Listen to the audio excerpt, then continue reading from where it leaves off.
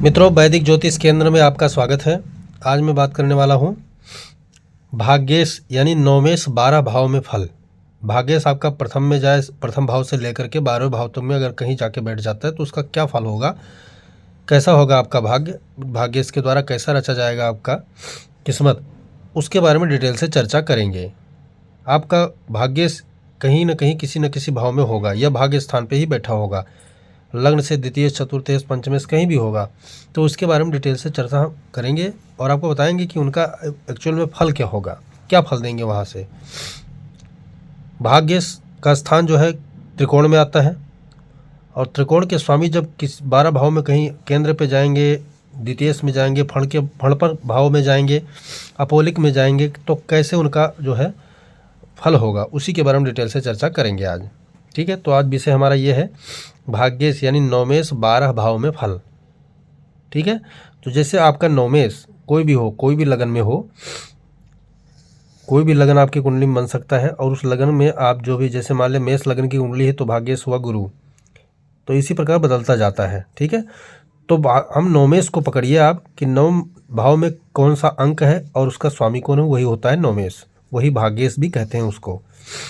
अगर प्रथम भाव में जाके वो बैठेगा पहले भाव में तो उसका क्या फल होगा। ऐसा जातक अपना भाग्य स्वयं बनाता है और सफल भी रहता है, यानी किसी के सपोर्ट की ज़रूरत नहीं उसको, और गरीब से गरीब घर में जन्म लेने के बावजूद जो है वो व्यक्ति सफल होता है, तरक्की करता है। इसको कहते हैं ओरिजिनल भाग्य। असलियत में वो भाग्यशाली माना गया है शास्त्र के अनुसार जो अपने द्वारा अपना भाग्य का निर्माण करे। इसमें विविध प्रकार के भाग्य भी आपको नजर आएंगे। इसमें एक खास बात यह है कि लग्नेश के बृहस्पति में इज्जत, मान, सम्मान और सत्यता भी झलकेगा। वही भाग्येश आपका अगर दूसरे यानी द्वितीय भाव में दूसरे घर में जाके बैठेगा तो क्या होगा। ऐसा व्यक्ति भाग्य, परिवार और वाणी यानी कि उसका किस्मत, कुटुंब यानी परिवार और बोलचाल की भाषा तीनों साथ देती हो, तीनों का कॉम्बिनेशन साथ में चलता है और वो आगे चल के जो है थोड़ा समय लगता है दूसरे भाव में, यानी कि व्यक्ति जो है 30 वर्ष के बाद जो है अपना भाग्य जो है बनाता है। ठीक है, 30 वर्ष के, तो पूर्व जनित कर्मों के द्वारा ही भाग्य इनको मिलेगा। यहाँ पर थोड़ा पूरा पूर्व जन्म में नहीं है, पूर्व जन्म की कृपा और इस जन्म की जो है कुटुंब परिवार की सहायता, वाणी, तीनों आचार विचार के साथ ये भाग्य उदय 30 वर्ष के उपरांत कर ही लेता है जातक। ठीक है, अब हम तीसरे भाव की बात करते हैं, तृतीय भाव। यहाँ पर जाकर अगर आपका नौमेश बैठता है तो उसका क्या फल होगा। भाई, मित्र, दोस्त या किसी कलीग के साथ मिलकर भाग्य बनाता है, यानी अकेले भाग्य निर्माण करता यहाँ नहीं बन सकता। इनको क्योंकि ये भाव है तो पराक्रम भी शामिल होगा, भाई भी शामिल होगा, मित्र भी, दोस्त यार और कलीग जो होते हैं, पार्टनर्स यहाँ पर नहीं, पार्टनर सप्तम भाव होता है, तो यहाँ इन संबंधों से मिल करके व्यक्ति भाग बनाता है, यानी सहयोग प्राप्त करके भाग बनाता है। और ये भाग्य जो है व्यक्ति जो है 40 वर्ष पर्यंत जो है उदय कर लेता है अपना। ये भाग्य उदय की कोई सीमा नहीं है, 10 वर्ष में भी उदय हो सकता है और 50 वर्ष में भी उदय हो सकता है, क्योंकि ये खुद बनाता है, निर्माण करता है। बौद्धिक स्तर पर जन्मजात से ही गुण पाए जाते हैं। चतुर्थ भाव, चौथे घर की बात करें तो यह यहाँ पर जो भाग्येश बैठेगा वो अच्छा भाग्य देगा आपका। माता सुखी होंगी आपकी, भूमि, भवन, वाहन के थ्रू यानी इनके द्वारा आपका भाग्य चमकेगा। चाहे इनसे संबंधित बिजनेस करें, चाहे इनसे संबंधित कोई धरोहर आपके पास हो, तो आप इससे जो है समाज में भाग्यशाली समझे जाएंगे। ये आपके पास होगा ये भाग्य, और माता सुखी रहेंगी तो ये भाग्य आपके साथ होने वाला है चतुर्थ भाव में। यहाँ पर क्या है, जनता का सपोर्ट भी आपको मिलेगा। इसके पीछे दो कारण, भाव भी चतुर्थ जनता का होता है और दूसरा क्या है कि साधन ही आपके पास ऐसे होंगे जो जनता को खींचने का काम करेंगे, अपने तरफ आकर्षित करने का काम करेंगे। हम पंचम भाव की बात करें कि पंचम में अगर भाग्येश के स्वामी अगर जाते हैं, भाग्येश जाता है आपका, तो क्या फल होगा। शिक्षा आपकी अच्छी होगी, शिक्षा क्षेत्र में आप सफल भी होंगे। ठीक है, और इन्हीं के क्षेत्रों में आपका भाग्योदय होगा। अगर आपका भाग्य इसमें थोड़ा कमजोर भी रहा तो संतान का भाग्य आपका जो है, आपका संतान यशस्वी बन के पैदा होगा, क्योंकि आपका कमजोरी जो हो उसके द्वारा पूरा होगा। तो कुल मिला के पंचम भाव में जो है इस कृपा भी आपको, यानी कि अपने इष्ट की कृपा भी मिलेगी, पितरों की कृपा आपको प्राप्त होगी, भाग्येश का स्वामी वहाँ चले जाएगा। ठीक है, तो शिक्षा के द्वारा, पहले ये ध्यान रखिए कि शिक्षा के द्वारा ही आपका भाग्योदय यहाँ पर होगा। अब हम बात करें कि कब तक उदय होगा, तो ये मान के चलिए कि 45 वर्ष पर्यंत ही जो है आपका भाग्य उदय हो। मेहनत आपको थोड़ा करवाएगा शिक्षा, क्योंकि शिक्षा में मेहनत करनी पड़ती है। कुल मिला के आपको अच्छा होगा। आपका परिवार बैकग्राउंड जो होगा वो शिक्षा से संपन्न होने वाला होगा।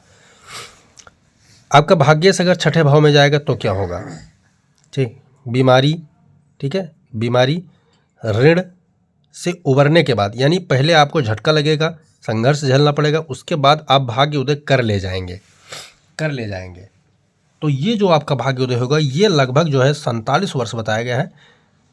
ठीक है, 47 वर्ष पर्यंत आपका भाग्योदय होगा। इसमें आपके संतान का भी सहायता होगा, आपके रिश्तेदार या कोई मित्र दोस्त यार का भी संबंध होगा, यानी कर्ज लेने के बाद अपना भाग्योदय कर पाएंगे। और उसमें क्या है कि बहुत सारे पैसे बीमारी में नष्ट हो जाएंगे, या हो सकता है आप डॉक्टर हों, बीमारी द्वारा कमा लें। तो ये सारी चीज़ें जो है, यानी बीमारी की भूमिका इसमें रहने वाली है, तभी आप भाग्योदय होंगे।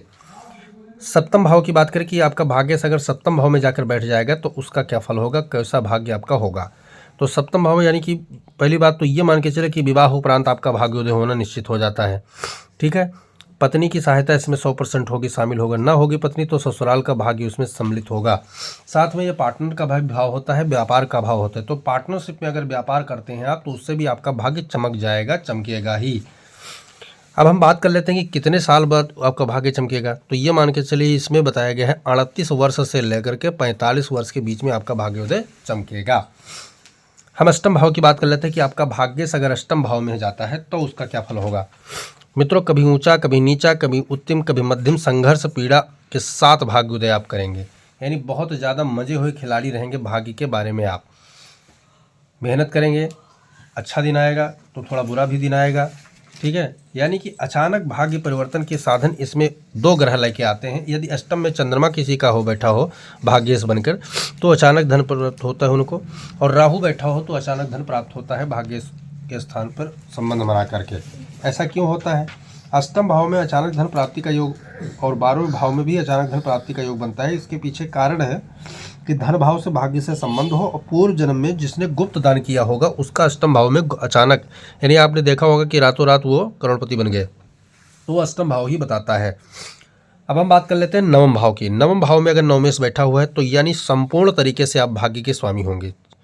संपूर्ण तरीके से स्वास्थ्य के धनी होंगे, शिक्षा, ज्ञान, धर्म, ठीक है, परिवार, आचरण, इन सब से धन रहेगा। साथ में धन भी आपके रहेगा, कोई काम रुकने वाला नहीं है। तो ये प्रकार आपका जो भाग्य होगा ये सबसे सर्वोत्तम भाग्य कहा गया है शास्त्र की दृष्टि से। तो नवमेश नवम में ही बैठा हो तो ये बहुत उत्तम है, कहते हैं सबसे उत्तम माना गया है। नवमेश अगर दशम में जाता है तो ये भी सर्वोत्कृष्ट माना जाता है। ऐसा व्यक्ति चौमुखी भाग्य उदय करता है, यानी कि पहले से भाग्यशाली घर में पैदा होगा, विरासती चीज़ें उसके पास होंगी और उसको और इस्टेब्लिश करता चला जाएगा। यानी कर्म योग का योग यहाँ पर बना देता है। नवमेश अगर 10वीं समय चला है तो एक प्रकार का राजयोग स्थापित कर दे, जिसको कर्मयोग अच्छा कर लेता है व्यक्ति। यानी जो उसके पास 10 रुपये अगर पहले से हैं तो उसको 100 रुपये बनाने का पूरा हुनर उसके अंदर होता है ऐसे व्यक्ति के पास, अगर नवमेश दशम में जाए। अब हम बात कर लेते हैं कि नवमेश अगर एकादशम यानी कि 11वें घर में अगर जाके बैठेगा तो क्या होगा। 11वें घर में जाएगा तो वो पैसा निवेश करके फिर खूब कमाएगा, करोड़पति, अरबपति, प्रॉपर्टी, भाग्य, इन सब में। यानी कि जो पैसा है वो पहले निवेश करेगा, निवेश करने के बाद ही वो उससे कमाई करेगा और उससे ही आपके भाग्य को चमकाएगा। इसमें क्या है, जैसे प्रॉपर्टी बहुत ज़्यादा उसके पास हो जाती है क्योंकि निवेश करता जाएगा, और कारोबार बड़े हो जाते हैं कई बार व्यक्ति के, तो उससे क्या हो, भाग्योदय होगा। यहाँ पर जो भाग्योदय, इन दोनों के भाग्योदय की कोई सीमा नहीं बताया गया है, दशम नवम की और लगन की। और यहाँ जो भाग्य की सीमा बताया गया है ये बताया गया है 35 वर्ष के से लेकर के 40 वर्ष के बीच में व्यक्ति भाग्योदय कर लेता है। तो ये भी बहुत उत्तम भाग्य में से आया है। निवेश करो, भाग्य उदय करोगे पर 11वें घर में ही। अब मैं 12वें घर की बात कर लेता हूँ। 12वें घर का जो भाग्य होता है वो कोई अस्थाई भाग्य नहीं होता मित्रों। संघर्ष, पीड़ा, कष्ट, गरीब, दुखी, सब कुछ झेलोगे आप, तब जाके उसके जो है भाग्योदय होगा। ये भाग्योदय का जो वर्ष बताया गया है ये दया पर निर्भर होगा। किसके, चाहे ईश्वर के, चाहे मनुष्य के, चाहे पितृ के, चाहे किसी के भी, दया पर निर्भर होगा ये भाग्य।